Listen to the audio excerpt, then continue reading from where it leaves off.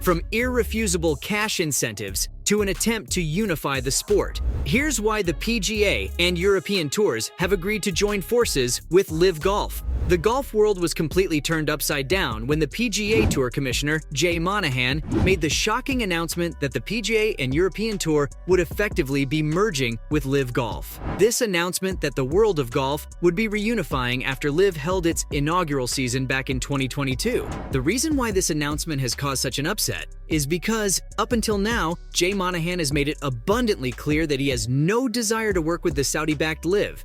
Okay, there's a fair bit to this one, so let's back up a little bit. So the LIV Golf Tour was founded in 2021 and is owned and financed by the Public Investment Fund, or PIF, a sovereign wealth fund of Saudi Arabia. That basically means that the Saudi government owns the tour. Not only was it founded specifically in order to be a competitor to the PGA, but many journalists and commentators have accused the tour of being a part of the Saudi monarchy's ongoing effort to sportswash its image on the world stage. For a long time, the Saudi government has been dealing with endless amounts of corruption and human rights violations and been using its vast amounts of wealth in oil in order to gloss over these alleged abuses of power. Well, the money definitely is a big part of it. LIV has consistently attempted to poach players from the PGA and European tours by offering them exorbitant amounts of money to appear in their invitationals. The PGA took offense to this and actually suspended a number of its golfers who played in their inaugural LIV Golf Invitational Series event. Monahan went on to imply that any player who defected and played with the LIV would face similar punishments. This was hugely divisive at the time, as many players felt frustrated that they were unable to accept LIV's money to play. Monahan's us or them attitude effectively split the golf world in half, as players had to choose between playing with LIV or being blacklisted by the PGA.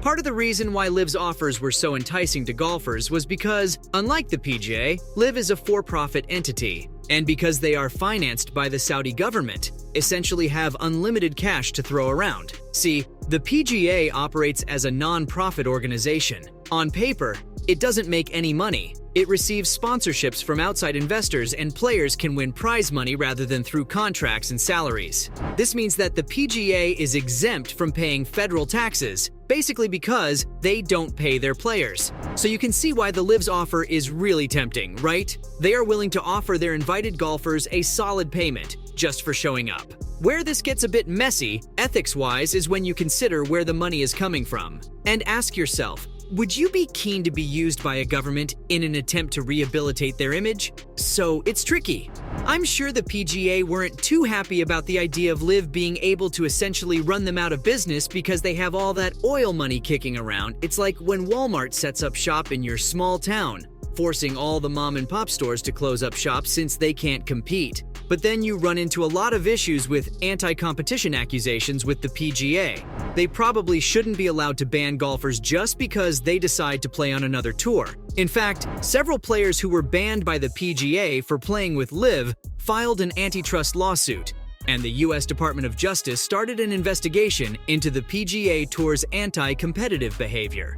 The PGA clapped back, speaking to White House officials and members of Congress in order to voice their concerns about LIV Golf. LIV had paid over $400K to lobbying groups in the States in order to push legislation that would benefit the tour.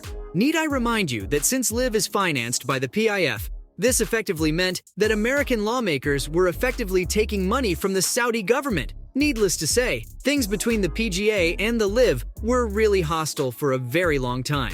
LIV Golf CEO Greg Norman sent a letter to Monahan in 2022, basically saying that he wanted the PGA and the LIV to coexist and allow for players to participate in both tours. Monahan responded that he didn't want that at all.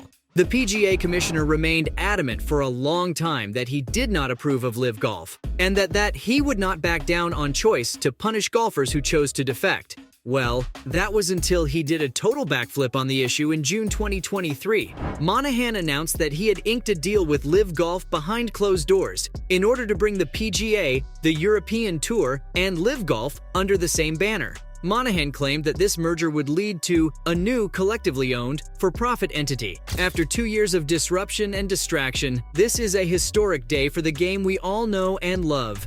This comes after Monahan outright refused to meet with the LIV leadership 2 years ago. Whilst the PGA and European Tours will remain as the governing bodies of their respective competitions, the PIF will serve as an exclusive investor, at least initially, and will have the first right of refusal for any potential future investors. So basically, what the PIF, and by extension the Saudi government, says goes. Both entities really win out here, as now LIV will be able to pull in many of the golfers who stayed with the PGA, and all litigation between the two former rivals will be dropped. Players who left to play with LIV Golf will now be able to return to the PGA, but the players who really lose out are those who stayed with the nonprofit in the first place. See, a lot of players turned down incredible bonuses from the LIV in order to stay loyal to the PGA. Ricky Fowler, for example, was reportedly offered as much as $110 million to play with the LIV, but instead chose to stay. Many of the PGA players were stunned by the announcement, as none seem to have been informed about the merger beforehand.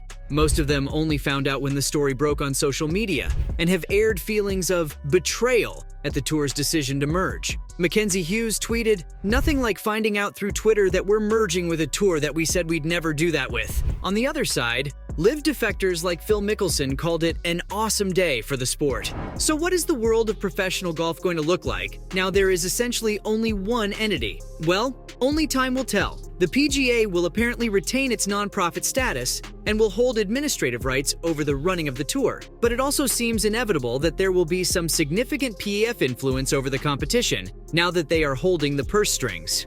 It brings into question whether or not the PIF will have any say in which sponsorships the PGA will be allowed to accept for their prize pools, which, given the PIF's status as an investment firm run by the Saudi state, could be deeply concerning for many. It would, in effect, mean that the Saudi monarchy would have sway in American businesses, which is an incredible conflict of interest. Saudi Arabia's international image took a beating back in 2018 when the Crown Prince Mohammed bin Salman ordered the death of Washington Post columnist Jamal Khashoggi. Since then, there has been a marked increase in the kingdom's investment in sports and entertainment, while the Saudi government has named the initiative Vision 2030 as an attempt to diversify and reduce the country's dependence on oil. It seems clear to many that the massive push is being used as an attempt to repair their standing on the world stage. Al Rumayyan, the governor of the PIF, will play a significant role in overseeing this new singular golf entity. The PGA Tour will add Al Rumayyan to its policy board, who will also be appointed chairman of the new commercial company that does not yet have a name. Monahan will act as this company's first CEO, and the PGA Tour will hold a majority stake in the new company. It will be interesting to see what this new golf landscape looks like in the future, but there is no doubt at all that change is in the air. So there you have it, from an attempt to unify the sport to irrefusable cash incentives. That was why the PGA and European Tours have agreed to join forces with LIV Golf.